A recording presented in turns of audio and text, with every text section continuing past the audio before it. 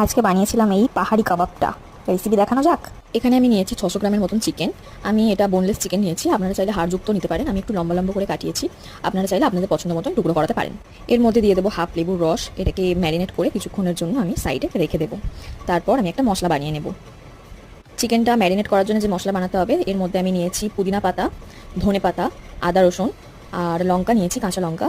ঝালটা আপনারা আপনাদের পছন্দ মতন দিতে পারেন। পেস্টটা আমি এর মধ্যে এবারে ঢেলে দিচ্ছি। পেস্টটা দিয়ে দেওয়ার পর দিয়ে দেবো কিছুটা জল ঝরানো টক দই, দিয়ে দেবো পরিমাণ মতো নুন, বাইন্ডিংয়ের জন্য দেবো 1 চামচ বেসন, আর দেবো অল্প সরষের তেল, আপনারা চাইলে সাদা তেলও দিতে পারেন। আর দিয়ে দেবো অল্প চাট মশলা, এতে টেস্টটা ভালো আসে। এবারে সব থেকে আমার ফেভারিট কাজটা করবো, ম্যারিনেট করা। এইভাবে হাত দিয়ে ম্যারিনেট করতে যে কী ভালো লাগে কি বলবো। এটাকে ভালো করে ম্যারিনেট করে রেখে দেবো। এটাকে আমি একটা ফুড র্যাপার দিয়ে র্যাপ করে দিয়েছি বাটিটাকে, আপনারা চাইলে কোনো প্লেট চাপা দিয়ে দিতে পারেন যাতে এর স্মেলটা না বেরিয়ে যায়। এটাকে আমি ফ্রিজে 1 ঘন্টার মতন ম্যারিনেট করে রেখে দেবো।